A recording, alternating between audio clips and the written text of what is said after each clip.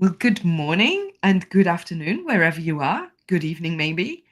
And welcome to episode 34 of International Expansion Explained. My guest today is Hyein Yoon, and we've been talking about doing this episode for, I don't know, around 2 months now, it feels. So this was planned quite well in advance. I've already been on Hyein's live show. So, yeah, thank you for joining me today. Oh, thank you for having me. I'm so great to be here for sure. So, should I introduce myself, or you could, I don't know.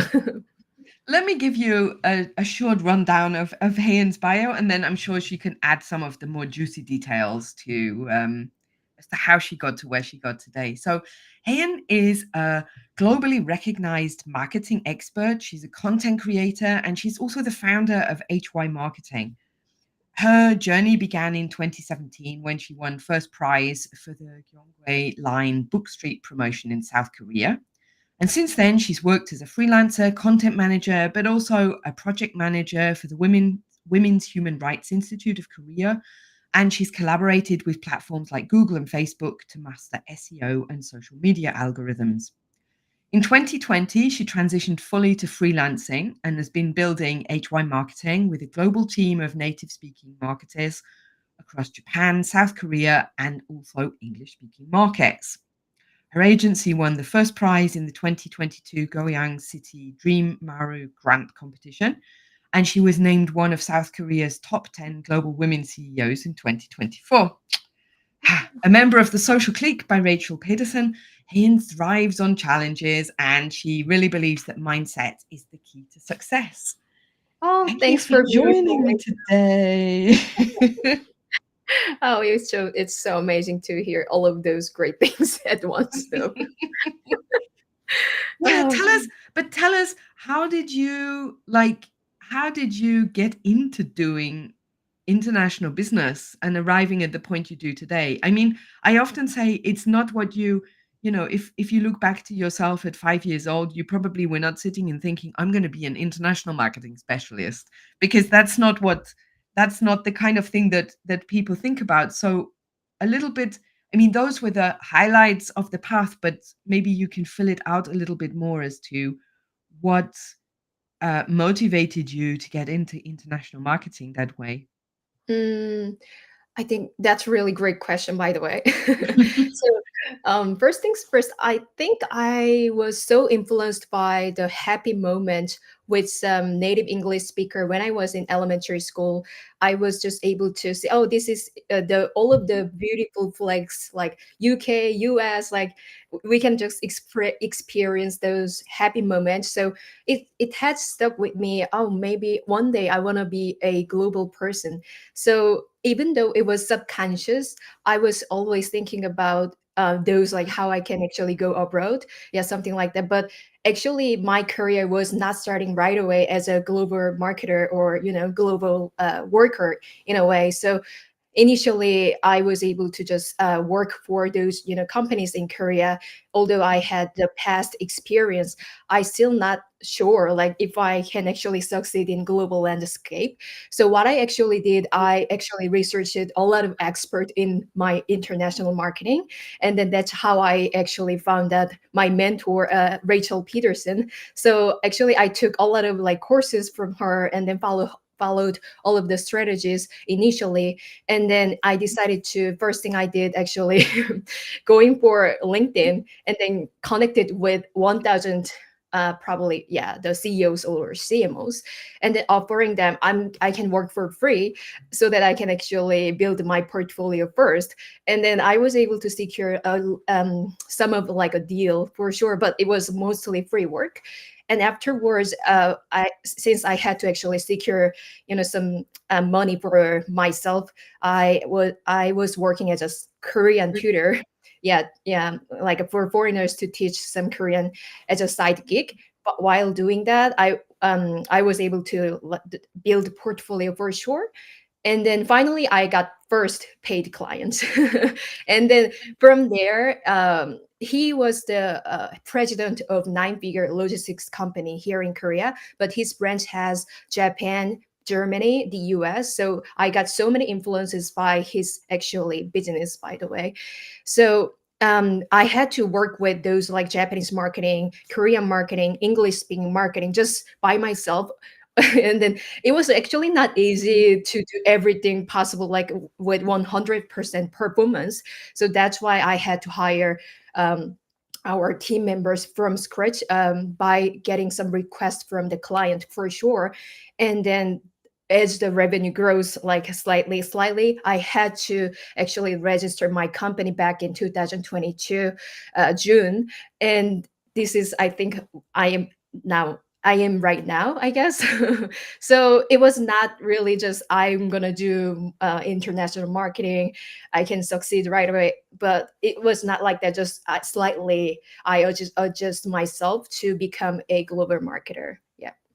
Yeah, but that's such a proactive approach, isn't it? I mean, a lot of people wouldn't have the courage maybe to approach so many people that they didn't know and ask if they could do some project or even ask to connect. I think a lot of people would be overthinking that point rather than Right. just to say, okay, you know, they can just ignore me if they don't want to. So Mhm. Yeah, I think it takes a lot of courage to become a global or international marketer or even other type of worker, I guess. But I think this is with full of opportunities, like we can work with everywhere. So I think this is really beautiful.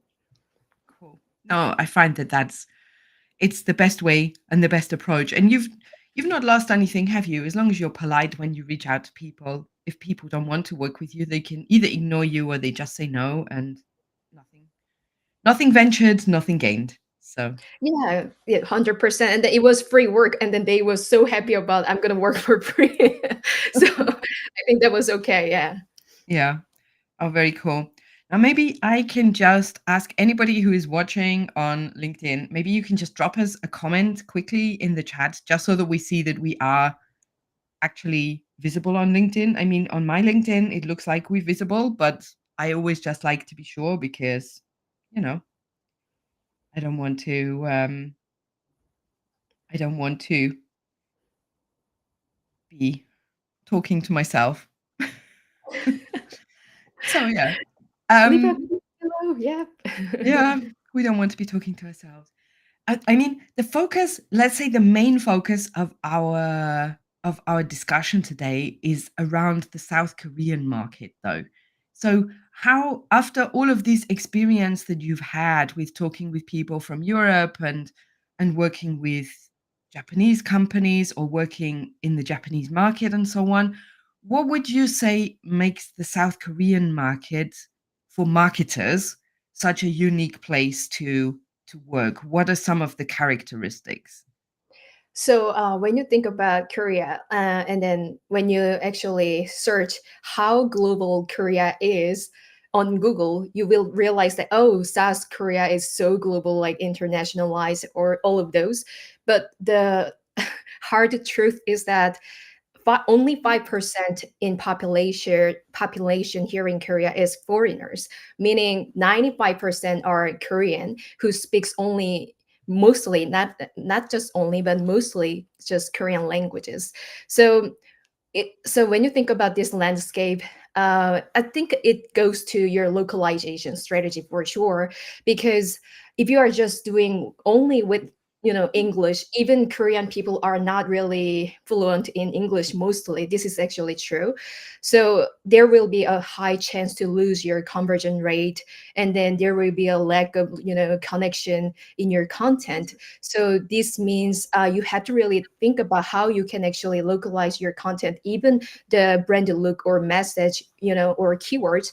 It should be really aligned properly. So I guess 95% here is already Korean. I think you have to really think about how you can strategic about your marketing to just target Korean mainly, because you don't want to just target 5%, right?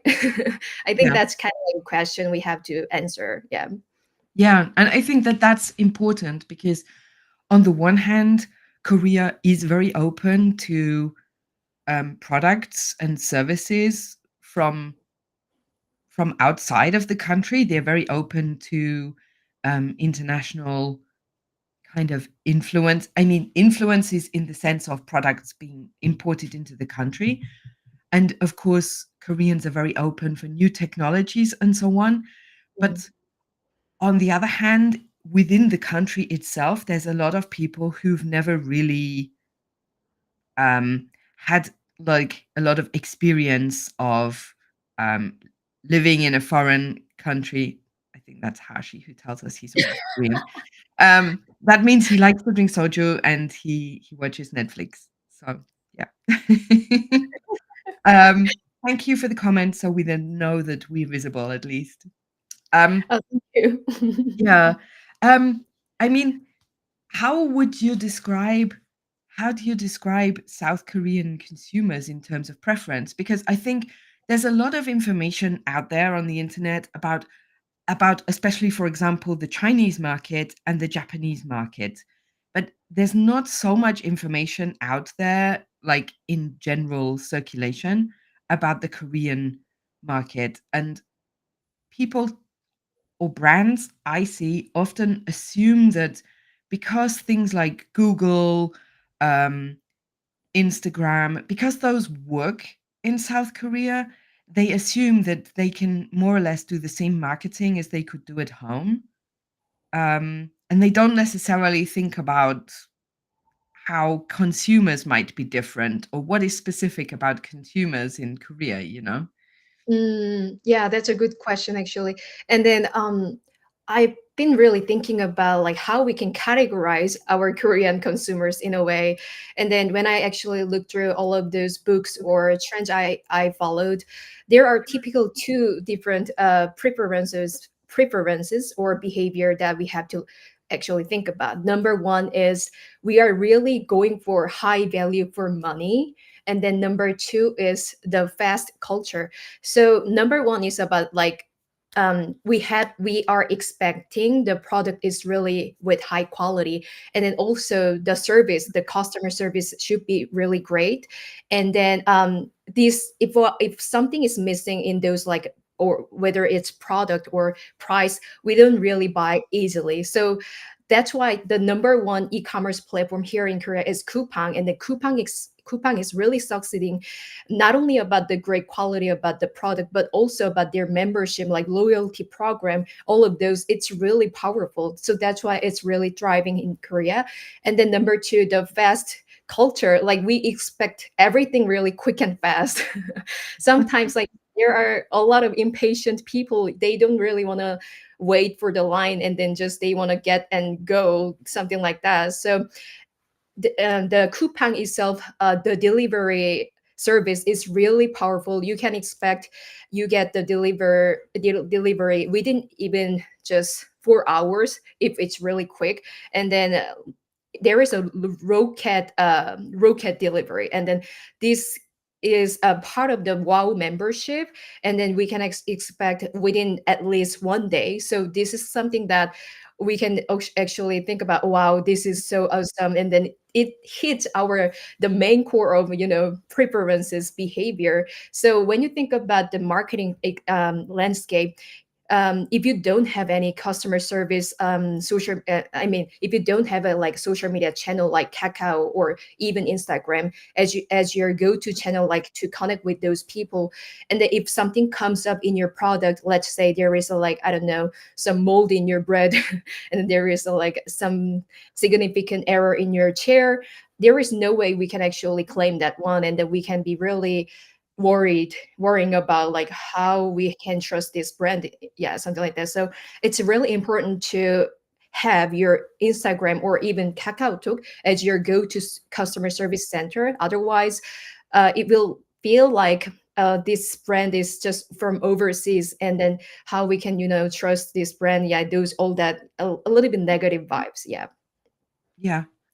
So if we talk about a foreign brand who are looking to or they're preparing to launch in Korea, what would you say are the key things that they need to really research and understand about the market before they start to if we kind of look at that journey as to a product or a service who are looking to enter the market the first time, how should they start to do this preparation? And what are maybe some of the common mistakes that you see international brands making? Mm.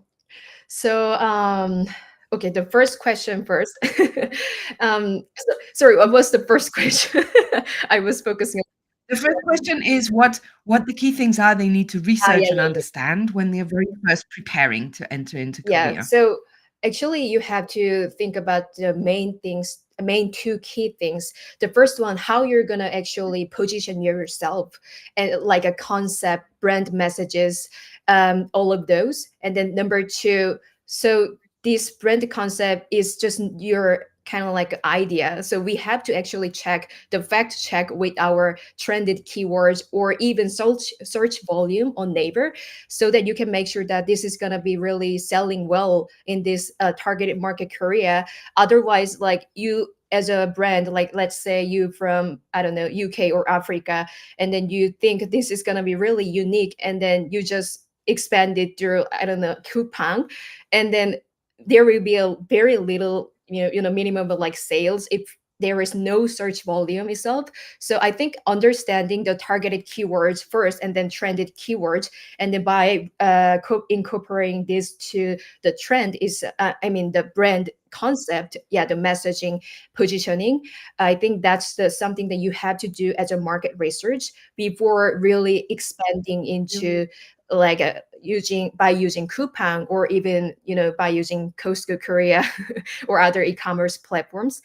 And then I think the common mistakes, as a the number two question, to answer this question would be, I think many foreign brands usually just use translated copywriting. I think I'm saying this probably a lot, but actually we cannot really feel connected to those copywriting if just it's about buy this one because we are really great brand or product in a way. And then you have to think about, as I mentioned before, just 95% here in Korea are Korean who speaks mainly Korean language, not about English actually. And then we have to actually hook people within 3 seconds. Like it should be nowadays within one or 2 seconds, by the way, because we are just scrolling through all the time. And then how you're gonna actually capture people's eyes with just second language like English? We are just gonna skip. So that's why it comes to your mind that how you're gonna increase the conversion rate. You have to localize your copywriting, and also your brand look. It should be not with just copywriting, so like brand aesthetic, your core message, all of those, it should be really cohesive. And then one of the example you can actually think about, actually Walmart failed here in Korea. Also Taco Bell failed like here in Korea, and I think it was like a while ago. But I think this is really important to think about. Walmart actually insisted bringing just the same strategy from the US, such as like we have to locate this store out of the main city so that we can actually cut down the our expense, so that we can increase our revenue in a way. And then the vibe itself in the store was not that really welcoming, and it was really hard to resonate with the customer itself. So when Korean customers go there, they didn't feel really welcoming, because we have a local markets everywhere. And still it's kind of like this decreasing in a way, but still we have those like a vibe like. Convenient. Yeah, those convenience stores. And but it's so interesting about Walmart because Walmart also failed in Germany Mhm. for like very similar reasons, like localization reasons. Like Right. they brought their US concept and consumers just felt that this was really unfriendly and aggressive. It didn't feel genuine. Mm. Um and also they didn't actually keep to German labor law, which didn't help them either. But like you say, coming into Korea where there's a lot of convenience stores and so on, if you don't understand that people have really busy lives, people want convenience, Oh, then Yeah, sorry, I was talking about not convenience store, the local market, Okay. traditional, yeah, market Okay. here in Korea. Yeah. Yeah.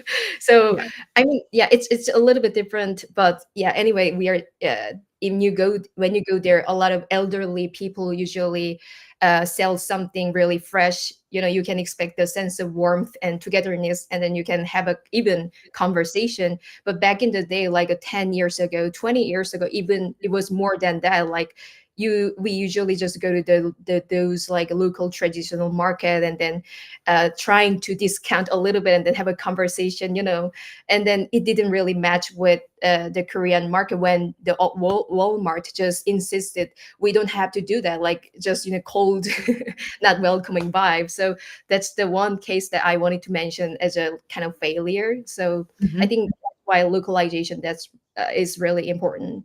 And then to Let add me some, just let me sorry. just begin before you go into that, because I'm not sure if everybody really understands what we mean with localization. Because Ah, for me, localization is it's a lot more than just translating. It's making the whole of the copy and the messaging and the whole experience for a consumer to be almost as it would be if a local company is doing that kind of business, so that it really resonates with the consumers, I would say.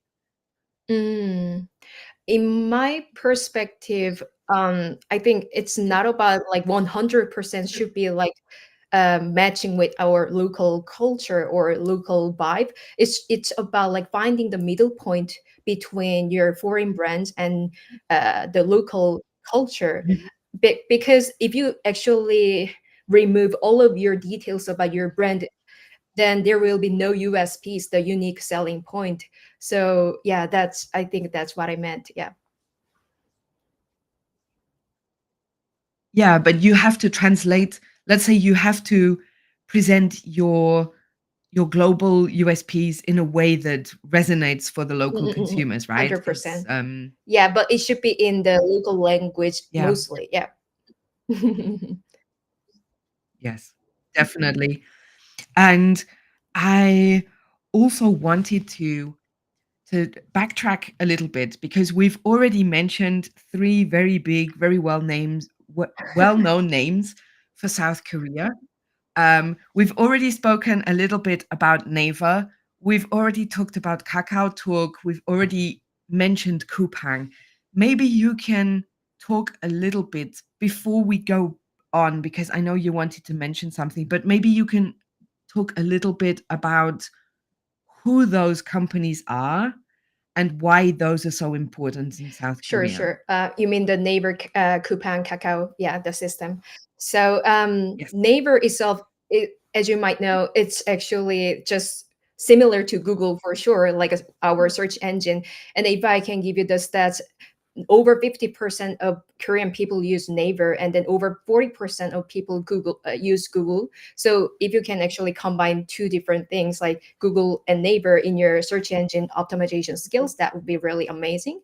And then I can actually go deeper about how Naver works, because nowadays it's a lot of changing, like something like Naver Clips, which is something new. And then this is similar version of like short form videos platform, but actually it still works on Mhm. Naver. So when you go to Naver, you can expect a lot of short form videos popping all of the sudden. Oh, what's this? Like, because usually we've seen a lot of blog content not about like a short form videos on Naver. So it's something that they are testing. And then as we've experimented this by collaborating influencer before, the views were amazing than actually Instagram or YouTube or TikTok. So if you can actually repurpose like a Naver as a short form video, Naver clip as your short form video publishing, and also Instagram and then YouTube, TikTok, that would be actually great. But it should be based on your target audience for sure, or your industry. And then if you can actually think about, Instagram is kind of like a go-to platform to promote your consumer brands for sure. It's not really something that you can avoid. You have to presence.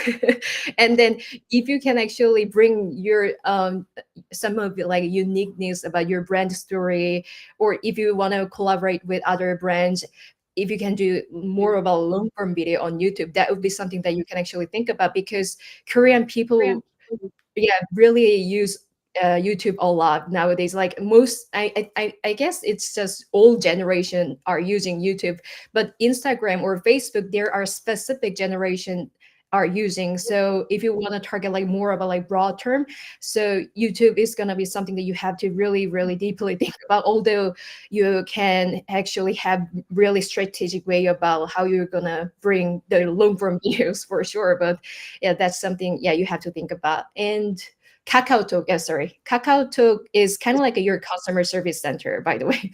Although it, usually, if you are from like let's say the US or UK, the overseas, it's really hard to register your account in KakaoTalk in a way. So what you can do actually, you can actually interact with your audience on Instagram mainly in Korean language for sure. You could do inbound strategy, or even you could leave a comment under the competitor post so that you can get some feature about it. I mean, there are a lot of ways to you can explore, by the way. Yeah. Huh. And Coupang? Maybe you can just give a brief overview of Coupang just so that for Right. anybody who doesn't already know. Yeah, Coupang is kind of like a number one e-commerce platform here in Korea. So when you go to Coupang, it's similar to Amazon, by the way, like a Temu or Amazon, like just listing products there, and it works with kind of like a keywords. When you search keywords, you can actually see certain categories and even the product listing, and you're gonna check what product is gonna be fitting for your need.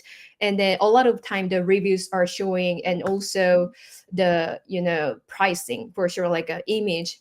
Just yeah, it's just similar way of like Amazon, but at the same time, if you want to really test the water first, like listing your products in on Coupang, I think that's the easiest way you could do. But um before doing that, you need to really find out your concept or USPs, or those brand messages, like all of those content strategy. If it's not, you're gonna not gonna be really successful, because it I think it's all about how you're going to position yourself. And Korea is really highly competitive market, so just listing product, it's not going to be really successful. I think preparing marketing strategy first would be really nice too. Yeah. Yeah. No, I've worked with clients before now who've said to me they're interested to let's say test the market by using Coupang, but they don't actually want to invest anything into marketing. They just want to put the product on Coupang and try it. And I'm just looking at them and I say to them, well, would you do that with Amazon at home? Would you do that in your home market with Amazon? And they're often just like, well, no, of course not. And I say, so why would you think to do this in a foreign market where nobody knows who you are? Hmm. Um, why do you think that this is like a great way forward? Because I think that that for me is one of those mistakes that I see in my work. I see companies making is that they go into a market like Korea and they think that firstly they think maybe they don't need any marketing budget, and then they want to use the marketing budget in the same way that they use it in their home market, maybe in Australia, maybe in the UK. And actually, they need to think about things in a much smarter way, I always think, for 100%, Korea. yeah. We are not easy. No, and I think people underestimate the role of social media and digital marketing in the consumer landscape in Korea, because this is much more dominant than even in the English-speaking markets, I feel. Mm. And then can I give some tips about like search engine optimizations? Oh, Of okay. course. Yes. So actually, if you want to really want to see if these products, if the product is going to be really working well in Korea, the first thing you can do, you can actually bring your generic keyword. So for example, your category is in body wash. So you just search in, actually, we have a Naver keyword planner. You go to there and then you can just type in, and then you can see all of the list of the relevant keywords there.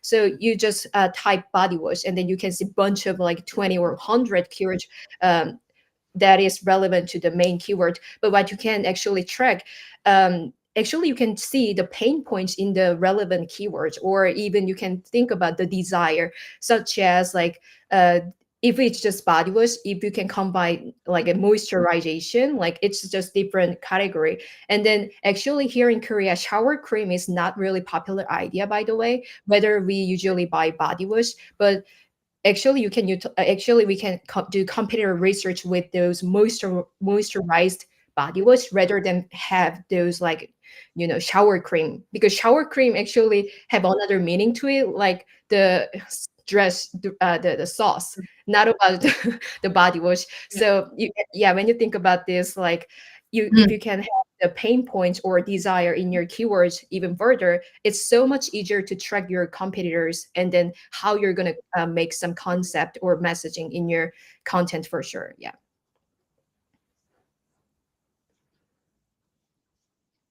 But this is something where then a brand who's maybe based in Germany, based in the UK, or based in the US, they also need to think about getting somebody on board who really has good language skills and who knows the market inside out. Because, for example, if if I know that I need to look for um, if I know that I need to look for certain keywords on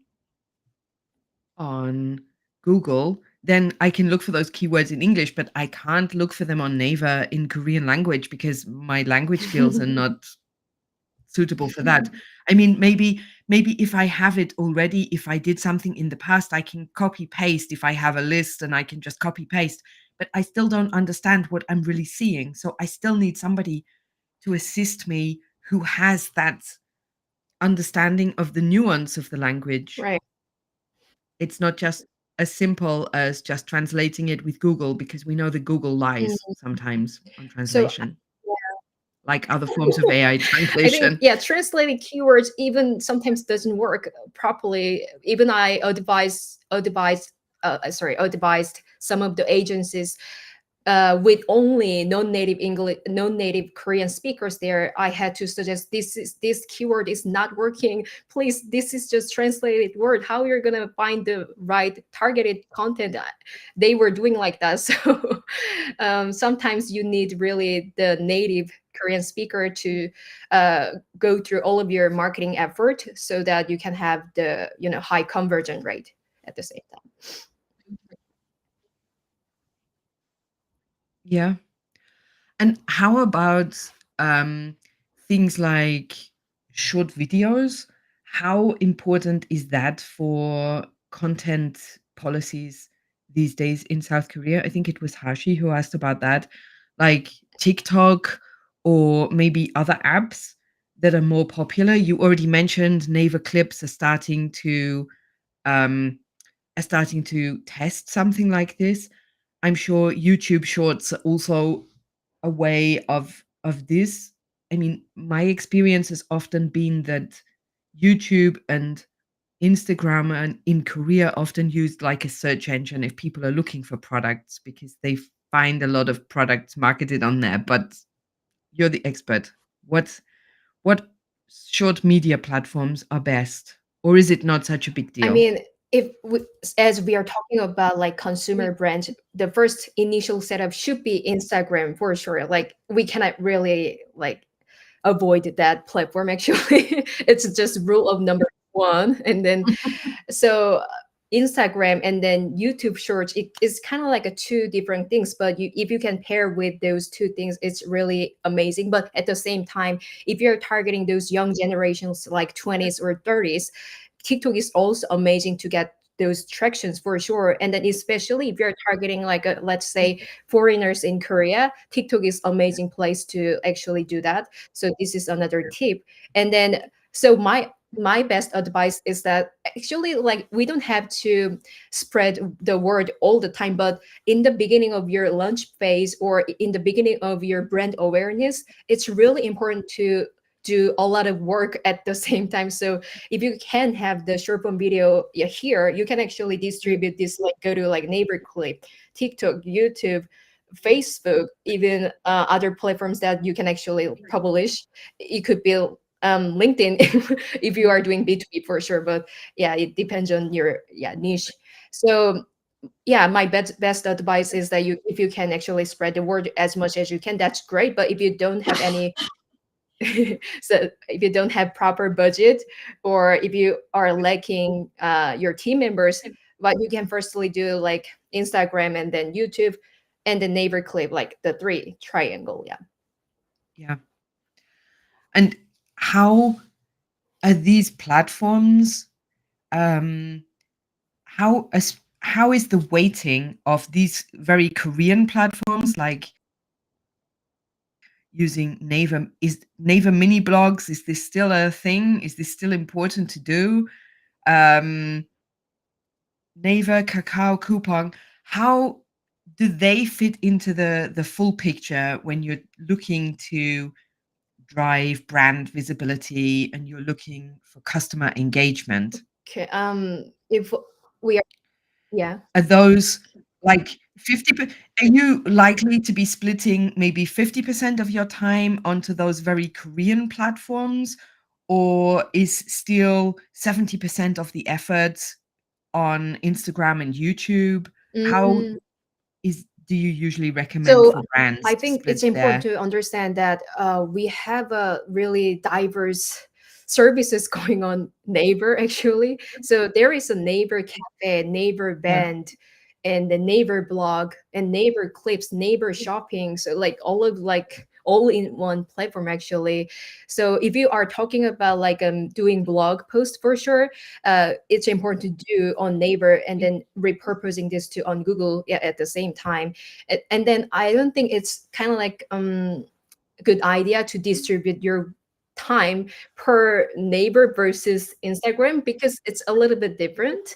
And then Neighbor is mainly about like a search engine platform, not about social media actually. So if you can do work about if you can do work with search engine optimization, like your website presence there, and then blog marketing, or even influencer collaborations with those like celebrities or bloggers there, it's really amazing to have some tractions for sure. But if you are talking about like a convergent basis, actually the power of influencers marketing on social media like Instagram is something that you can get a lot of traction nowadays, rather than just go to Naver, and the Naver itself has a lot of things going on. It's really hard to focus. So that's why if you can hire the right influencer from Instagram that only talk about your category, let's say, or only talk about some certain platforms like Costco Korea or even Market Collie, that's something that you can think about.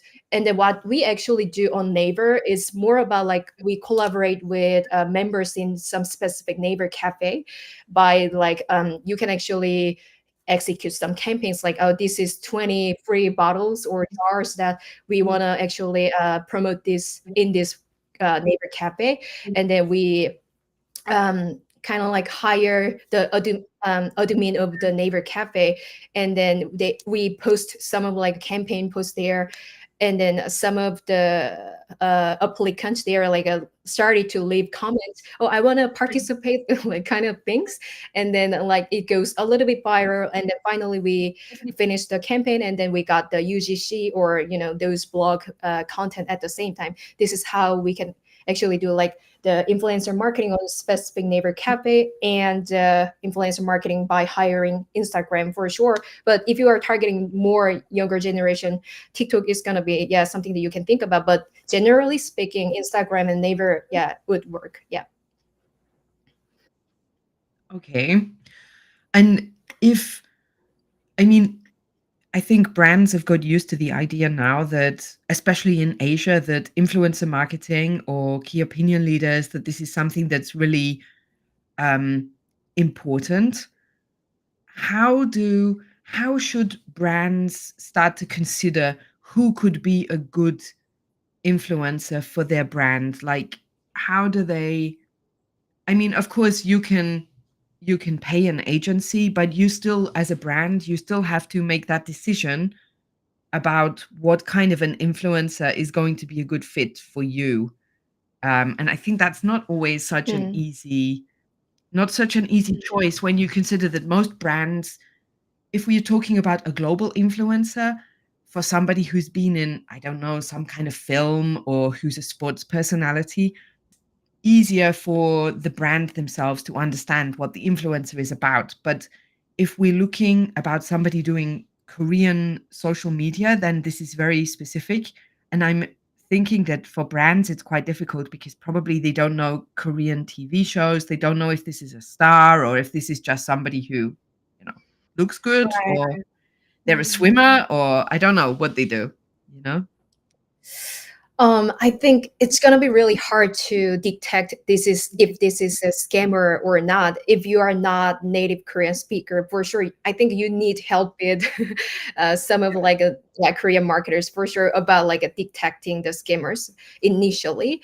But if you are talking about like how you can actually strategically hire those influencers with some standard, what we usually check is about the number of the followers for sure. Like for example, initially, if this is the beginning of the campaign phase, I mean the launching phase, it's important to hire someone who has a great numbers for sure. Like you could go to like over 50K followers, but also engagement should be exceptional, like over 500 likes or 200 comments, something like that. But imagine you hire like let's say 50K followers, I mean an influencer who has a 50K followers but only 50 likes or 10 comments. This is really not working, right? And then you have to also check, actually the we have a lot of bots, I mean the robotic Ah, comments. Yeah, yeah, yeah. yeah. So actually But we can actually, this is a little bit like you can buy, I don't know, 1,000 Instagram followers for $50. It's like those kind of schemes, isn't it? yeah. In But that there are those out there as well. yeah, but even Korean, even some well-known Korean agencies don't know how this is going to like, I mean, how if I mean if this influencer is a scam or not, they really don't know how to detect because I've seen so many, even the well-known brand collaborate with the scammer. So I was shocked by it because the numbers was so Oh, fake. Like every single post was like over 2,000 likes, like over 500 comments, and then all of those comments are like, I love this, oh this is great, like those like robotic comments in a way. So it's important to really look through all of those details. And then there is a credibility check tool, by the way, but it's not from Korea, so it's just international tool. But if you want to check this, you can go to the green, yeah, GRIN, and then there is a yeah yeah. detector tool that you can actually find that. And the social blade, this is a popular one too. Yeah. Yeah. No, I think that that's important that brands look at these things in detail, and that they also, like you said, get someone who has native language skills to evaluate if this is an influencer that the way that they speak, if it fits with your brand tone of voice, right? I mean, I can't evaluate. Yeah, sorry, if I can give you more strategy about like hiring the right influencer. In the beginning, you had to really find out the influencer who only talks about your category or the one platform. For example, in our client case, the product only listed in Costco Korea, by the way. And then if we just hire the random, influencer who just talks about all of the skincare, the conversion rate will be really low. So we don't want to do that. So rather we really go for key opinion leaders in those Costco products. And then he was generating really lots of engagement, and it was all of those like really authentic. And then the another thing we actually considered, actually they are not just one person representing in the content, rather it was about like a family there. And then it was really matching with our actually concept itself, because our brand message was about like buy for yourself as a mother, and then buy for this for your family. So it was matching. You have to really consider about your brand message too. Yeah, in the beginning of the launch phase for sure. Yeah. Sure. And I mean, do you have an example of a brand who've launched, like who've done a very, not only been successful, but who've also done a very good launch Mm, in Korea, that you could mhm. maybe tell us about what they did that helped make them successful? I mean, sometimes brands are successful, but they don't really know what it was that they did right. Honestly speaking, Right. they just did a lot of things and in the end it worked, and so okay. That's true. Yeah. So this is not a not an international brand, but this is from actually Korean brand. But I think it's important to understand that even Korean brand struggles here. So if you think about like at the launching phase, Korean brands also struggle. So that's why I thought maybe it's important to talk about Korean brand launching. So this brand, News is Mhm. actually cosmetic brand here in Korea, and then this is under IC family, and then IC family has two different brands like News and then Romand. And then actually they initially they didn't actually hire the key opinion leaders, rather they wanted to spread the world spread the word with by distributing their free products to micro influencers only. So they just really hired massive micro influencers in the beginning. So when you actually search the brand name on YouTube or Instagram or TikTok, you will see tons of influencers talking to the same thing over and over again. So, yeah, it became like a TV show or a commercial actually. And then it was a really great launching campaign. And not only that, they really understood Korean consumers, and then they were only targeting, let's say, 25 age to like 35 age generation. And then they actually researched it about like how 25 to 35 generation are doing right now. Oh, they will be in the office right now, they will be a worker, kind of like those, all that sense of target audience, they brought in the same image in the influencers for sure. So they didn't actually pick the random ones. They really strategically hire those micro influencers to spread the word effectively. And then Mhm. so this news brand was combining the right targeting and the understanding the target audience for sure. But at the same time, the micro influencers hiring massively was the key. And then the second brand is nonfiction. And the nonfiction actually made within a year, they go from 80K dollars to $5 million within a year. And then the reason why for this, they strategically placed the product in Kakao to present gift, the shop, Kakao to present shop, yeah. And then the reason why for this, it's actually interesting story, but we usually buy the hand cream from Looksikdang. I'm not sure you know this brand, but Looksikdang brand has really great hand cream, and it's been probably 5 or 10 years since we've been buying the same product over and over again as a gift to our friends or family. And then we've been kind of like a feeling bored about like giving the same exact hand cream all the time. And then these Noxictam brand find the great fit. Okay, I think we can really go for between like a $10 and $30, which is like $20. And it was not that really expensive. And then they placed their product into KakaoTalk present shop, which means we are not just a brand. We our hand cream is for your present and gift sense of like special moment, and that's how they actually succeeded branding. And then even the quality of product was so good, like everything was like tick tick tick. So yeah, that's kind of you can think about. Yeah.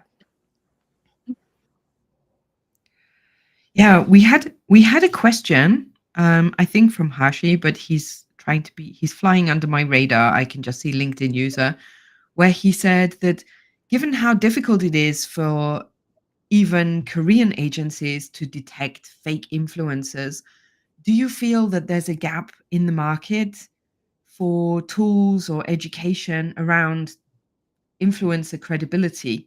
And is there maybe a role here for AI to play in this kind of analysis? I don't think we have a tool for that for now. So that's why I mentioned the, international one. Mhm. Even still in Yeah. Korea, even Korean entrepreneurs or business owners used to ask me what tools I am using, but still we don't have the local tools for detecting influencers so far in Korea. So that's why I've been using the international one. Yeah.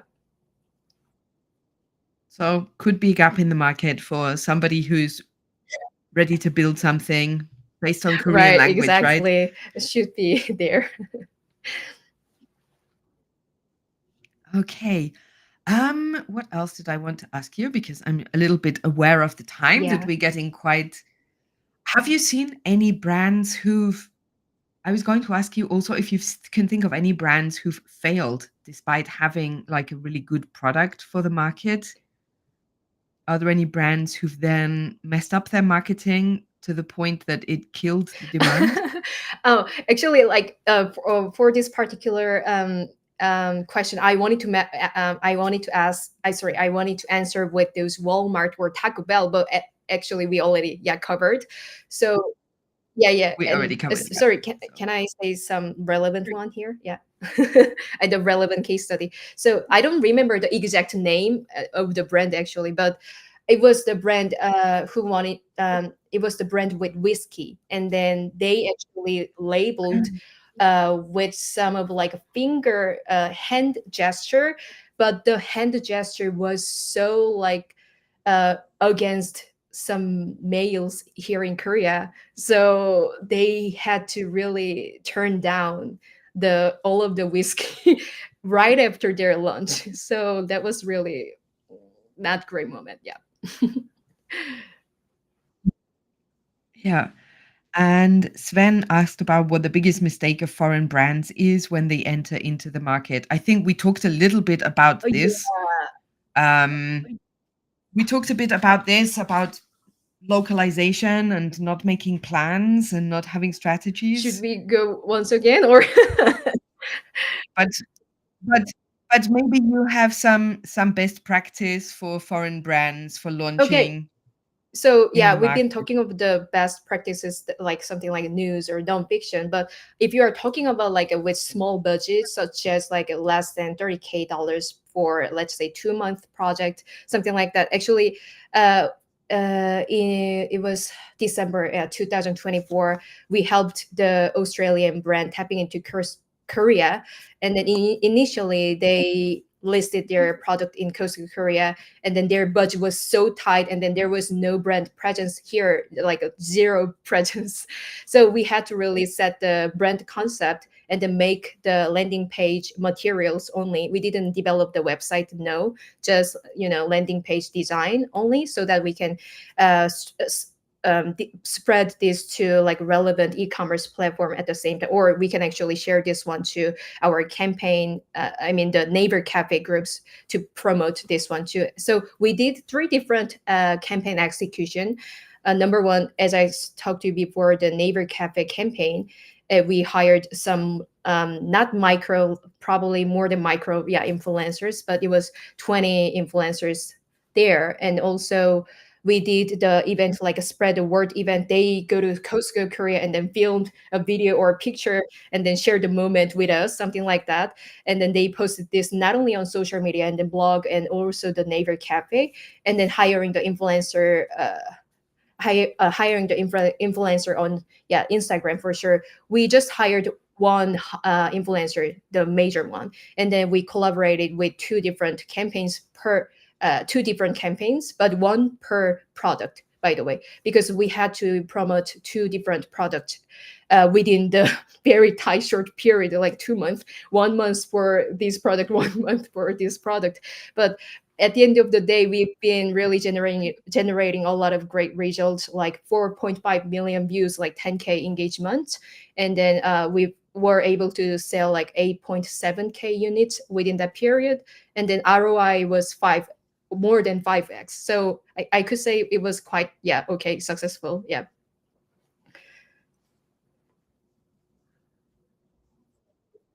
So if I could just summarize, just because we're coming almost to the end. If a brand is looking to get into the Korean market, they should really make sure that they are looking at how to localize their materials and their marketing, that they should check out what are the right target keywords that they need to be targeting in order to reach Korean consumers. And those keywords could be different to the ones that they're using in their home markets. They need to think about strategically selecting the right influencers, and they don't have to be huge influencers. You could go for a lot of um, key opinion users, if you like. You could go for these micro influencers or maybe mum bloggers or something like this, and to give them plenty of free samples of products and get them talking about the product in all the different places: Instagram, Naver Cafe, also Naver blogs, also Yeah, maybe over on Kakao. And you need to make sure that you're really focusing in the niche as to where your product is going to be distributed, because there's no point wasting marketing resources by marketing to just mm-mm. everybody. In the same way that in the past, if you just put a TV ad, you're wasting a lot of resources. So you need to focus your efforts, even in your digital marketing, so that you're keeping the costs as tight as Right. possible. Yeah, the That, Naver Cafe even was just for Costco members only, with 100 with yep. women. I think 100K people there. Yeah, only women there. So that's why it went sort of viral in a way, and then we got really a lot of engagement. And I forgot what I wanted to say. Sorry. um, yeah. Anyway, so yeah, the niche. So the influencer from the Instagram also, he was, I mean, the family only was talking about the Costco product only. So it's all about like how you're gonna target, and then please don't do any broad marketing, because it's not gonna be really conversion driven, because it's all about, I guess, ROI. Although initially in the launching phase you can't really expect ROI, and then it's important to just increase brand awareness even though you sacrifice your ROI. But yeah, if you are really conscious about like ROI, for sure, like you could just strategically only going for the niche market for sure. Yeah. Okay. I think we're coming pretty much to the end, because that's otherwise this will become, I'm sure we could, I have a lot more questions that I was going to ask you, but I think that this would give us then another hour, and probably there are some people who would then need to have some kind of soju break before we could, before we Yeah. could go on and talk again. So, and seeing as we don't have anything to, we don't have anything to eat or drink here other than our water and tea, that then I think we're going to call it a day. But I wanted to ask you now, as a final kind of question, before you tell us what services you offer, knowing what you do now, what advice would you give to the younger Hyein who's starting out on an international journey? Um, how to set out in this kind of global international Yeah, I world? mean, yeah, that's really great question. So when I think about this, initially I was targeting three different markets at the same time, like Korea, Japan, English speaking markets, boom, boom, boom. But we have a really tiny, small team, and then we cannot really manage all of the markets really with a lot of efforts. So if I can fix it, I would just talk to my younger self, just please choose one at a time, and then you just go all in, and then increase the market once at a time, not about going all of those at once. But it was so useful to have the experiment for sure. But at the end of the day, it's about time and then the ROI, I guess. So yeah, I think just one thing at a time, one market or one niche, I think that's the perfect thing that I had to, yeah, think about. Okay, cool. So, just to finish up, really the final question: who should reach out to you after this discussion today? Who are your ideal clients? I did see that I think Tranle put a comment that he's interested in the the Korean market, who should be reaching out to you after our conversation today, and what exactly are the services that you offer to companies who are looking to launch into Korea? Oh, so should I tell my ideal client persona? Yes, go for it. Go for it. Okay. Pure sales So, pitch. okay. So I mean, I work with the international brands for sure, like who want to succeed in those markets like Korea, Japan, and beyond, with strategic social media marketing. But sorry, I don't work with everyone because uh, I really value the company who really cares about society at the same time. And then if it's against my value, for example, maybe they don't really care about like a human being or society, like or supporting terrorism, maybe we cannot work together, right? So outside of that, I if I really believe in your brand and your product, I really go all in, because that's why recently the Australian brand that I worked with, actually I think I became a local partner for him because he comes to Korea and Japan, and then he wanted to meet me as a local partner and then go to the buyer meeting even. So I think that's just something that we can actually foster the relationship outside of the marketing. Yeah, the marketing services, I guess. That's kind of like I pictured. Yeah. Oh, am I frozen? Sorry. Oh, yeah. That's good now. Okay, well, thank you.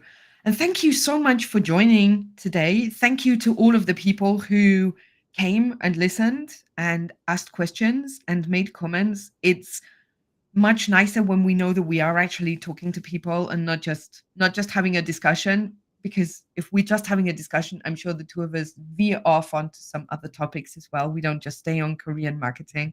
We talk about a lot of other things too.